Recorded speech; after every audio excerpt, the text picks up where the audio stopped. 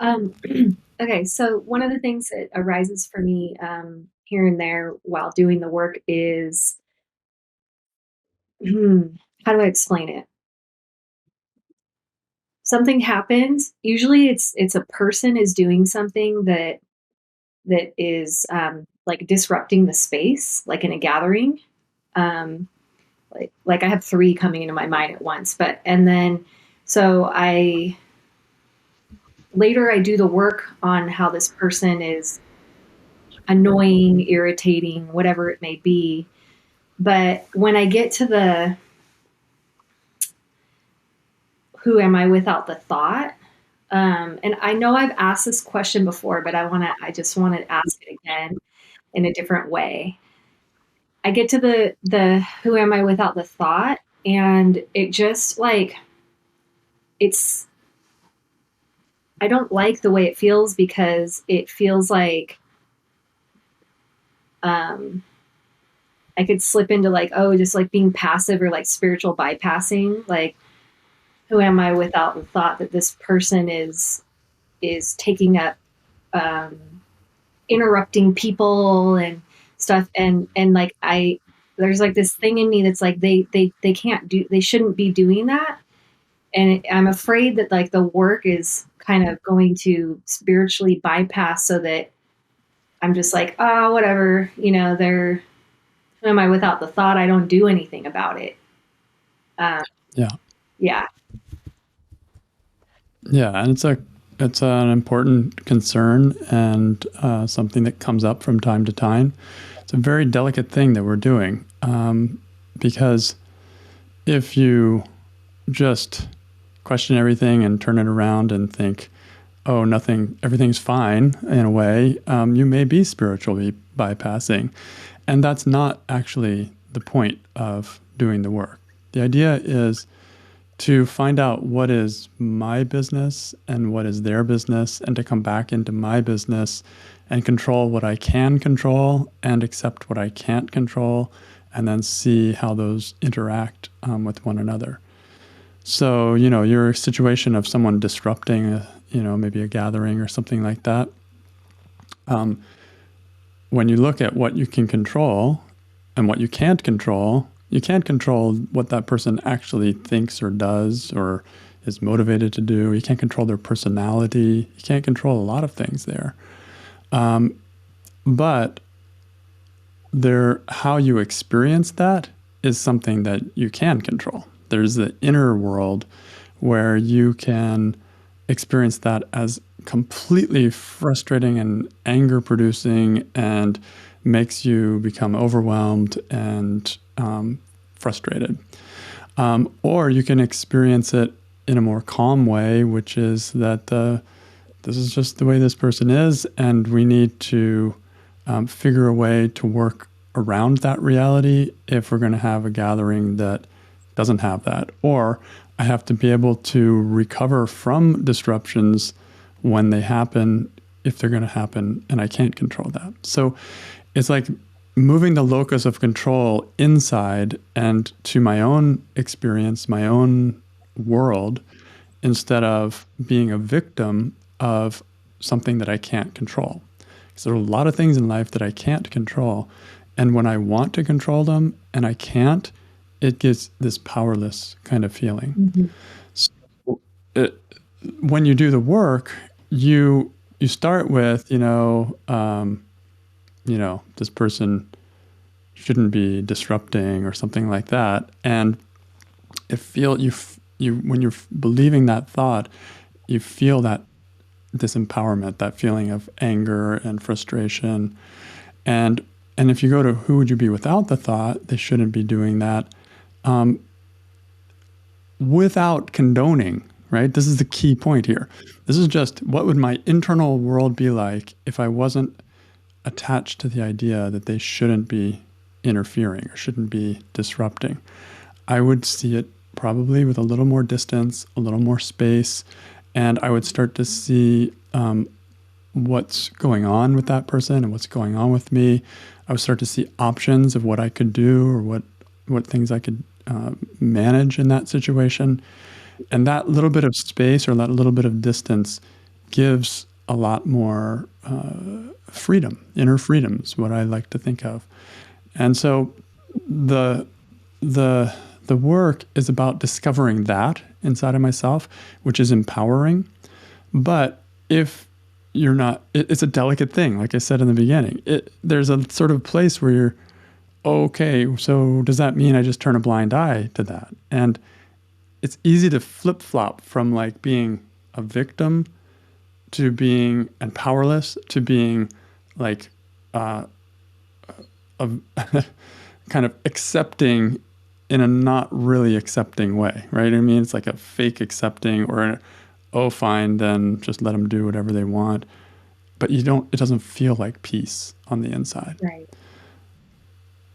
So we're following in inner work of any kind, we're following our inner experience. And I always say it's like feeling your way in the dark.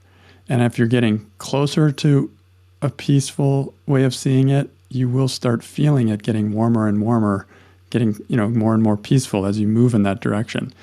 If you're approaching something, feeling in the dark, and it's getting more stressful as you go in that direction, you can guarantee that's not the direction. That's not it. So you have to listen to yourself and feel your way with these questions, right? These questions are just standard questions. Who would you be without the thought? It doesn't tell you how to answer them, doesn't tell you what to find, it doesn't tell you anything.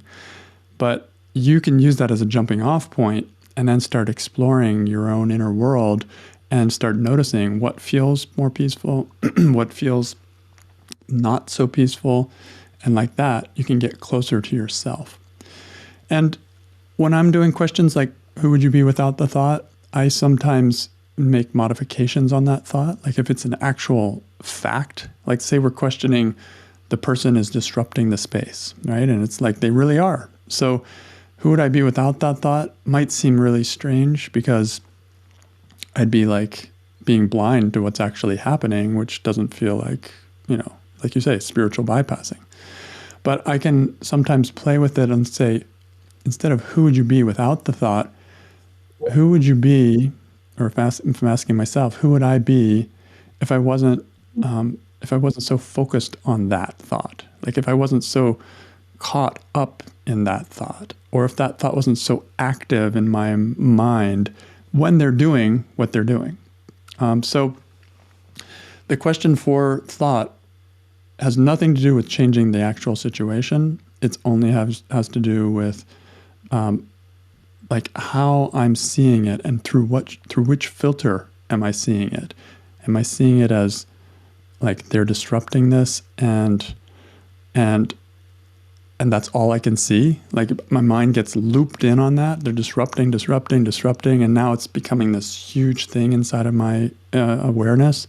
Or is it just a noticing of like, oh yeah, they're disrupting and there's all this going on and this going on and I have lots of options and like that's a bigger space. And so question 4, who would you be without the thought is, who would you be if that thought wasn't so predominant, or if you weren't obsessing on it, or if you weren't making that the central focus of your awareness.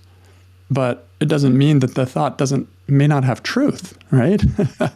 Just because we question a stressful thought doesn't mean that it's false. We have to find that for ourselves, and we have to find the balance, and there's often a mix. So it's inner work, and inner work for a reason. It's not even about fixing the situation. That comes later. This is about detaching myself from this feeling of powerlessness that I have when I've looped in to what I think shouldn't be happening, when I'm arguing with what is. So as long as you keep that in mind, then you can navigate any stressful situation. You can question any thought, even a straight fact. Sometimes I question straight up facts. And it doesn't mean that I'm going to reject the fact as a fact. It just means that I'm looking at how I experience my inner world when I'm focused on that fact. And who would I be without it? I would be a little more space inside, like that. So I guess the bottom line is that we're doing inner work, and it's easy to get confused about outer action, which is also important.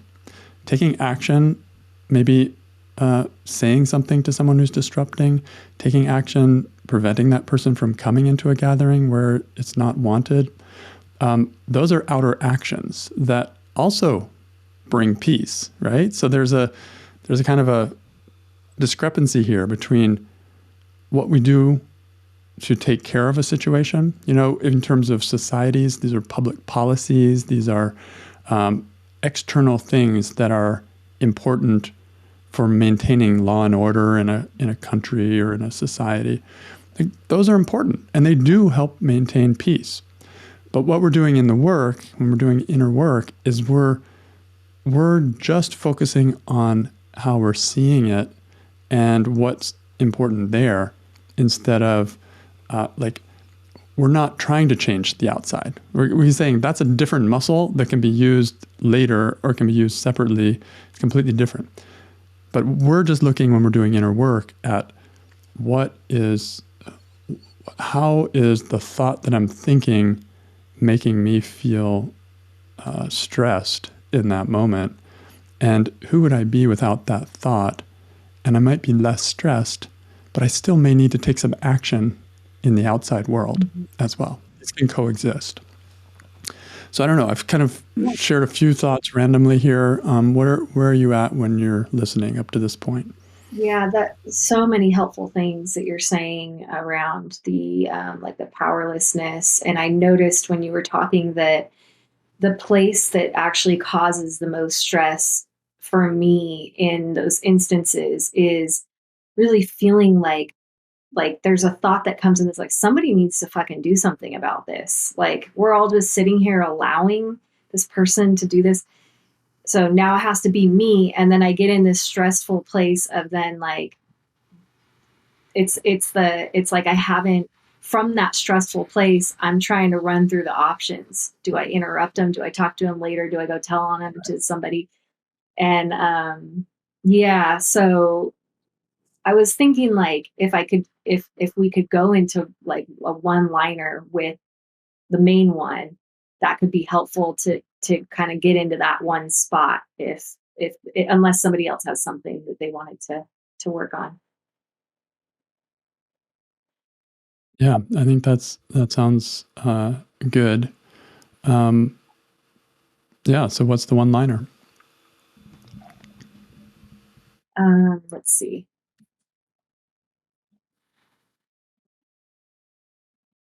It's like somebody needs to do something about